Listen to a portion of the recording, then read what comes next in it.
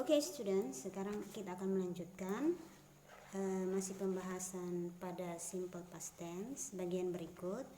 Remember, ingat, time connectives can be used to show chronological order.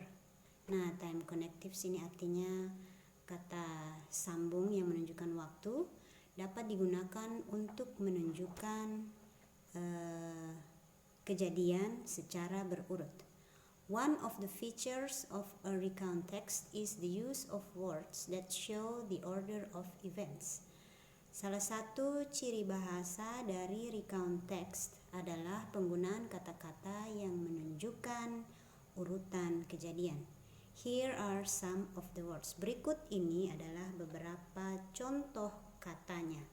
Nah, jadi berurut dari atas ke bawah ya. Untuk baris pertama, at first, pertama-tama, when, ketika, at this point, pada saat ini, at this moment, juga sama artinya pada saat ini, afterwards, setelah itu, kemudian baris berikut, next, kemudian, now, sekarang, lastly, akhirnya, before that, sebelum itu, following that, setelah itu.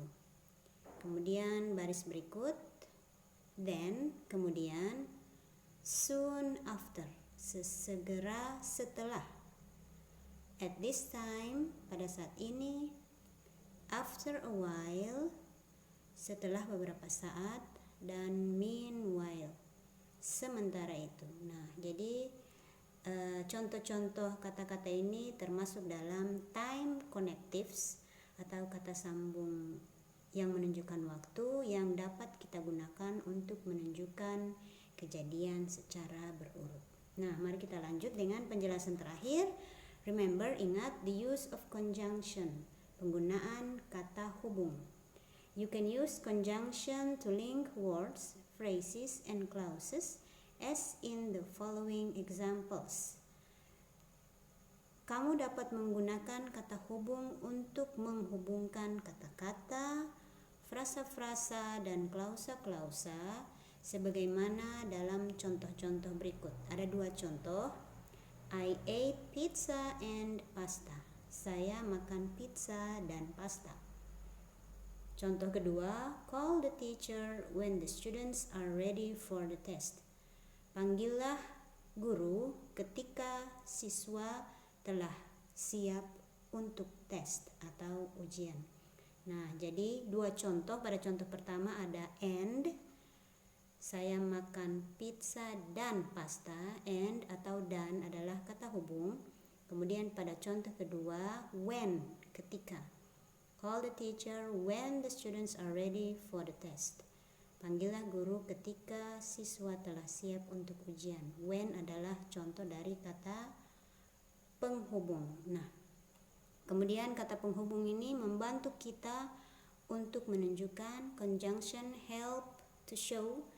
Ada beberapa kategori untuk menunjukkan waktu, time, untuk menunjukkan sebab, cause, untuk menunjukkan lawan, opposition, untuk menunjukkan pilihan, choice, untuk menunjukkan tambahan, addition, dan untuk menunjukkan akibat atau effect.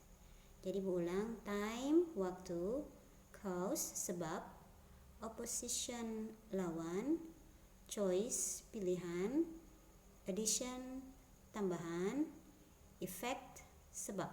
Nah, kata hubung yang menunjukkan waktu, misalnya when, ketika. Kata hubung yang menunjukkan cause, misalnya because, karena, as, karena, although, meskipun. Yang berikut adalah kata hubung yang menunjukkan lawan. Contohnya but, tetapi. Kemudian yang berikut adalah, ini ada yang salah ya, tolong diperbaiki. Dari buku teksnya juga sudah salah, jadi ibu tidak memperhatikan, ternyata pada buku teksnya juga salah, yaitu kata hubung yang menunjukkan pilihan itu adalah or, bukan and. Jadi kata hubung yang menunjukkan pilihan itu adalah or. Terbalik ya antara and dan or.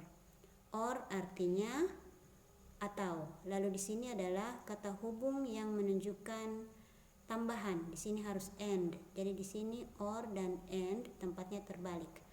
Or adalah menunjukkan pilihan atau and menunjukkan tambahan. Dan contoh yang terakhir adalah kata hubung yang menunjukkan sebab. Kata hubung yang menunjukkan akibat, yaitu so, artinya jadi. Nah, jadi selain kata sambung yang sudah Ibu jelaskan di awal, ada juga beberapa kata hubung yang dapat digunakan untuk menggabungkan atau untuk menghubungkan kata-kata, frasa-frasa, dan klausa-klausa dalam berbagai aspeknya. Nah, jadi Ibu sudah memberikan penjelasan tentang tugas kedua. Ini adalah tugas kedua kita. Sekarang dia menjadi tugas kelima. Jadi Ibu ingatkan sekali, ini tugas kelima. Yang harus kalian lakukan adalah seperti biasa memperbaiki kesalahan atau kekeliruan kata-kata atau kalimat yang diterjemahkan pada naskah ini, pada tugas kedua ini. Kemudian dicoret kata-kata atau kalimat-kalimat yang salah, kemudian disalin di satu lembar kertas bersih. Nah, kemudian Anda mendokumentasikan diri Anda sedang bekerja, kemudian mendokumentasikan juga hasil yang dipenuhi dengan coretan kata-kata atau kalimat-kalimat yang keliru atau yang salah. Dan satu lagi, dokumentasi salinan bersih. Kemudian ketiga foto tersebut digabungkan atau dikolesekan, kemudian dibagi ke dalam grup sebagai tugas kelima. Waktunya seperti biasa adalah 2 hari. Jadi Ibu harap agar kalian bisa mengerjakan tugas ini tepat waktu, karena setelah ini Ibu akan menjelaskan tentang materi yang berikut, yaitu narrative text. Oke, have a nice day. Assalamualaikum warahmatullahi wabarakatuh.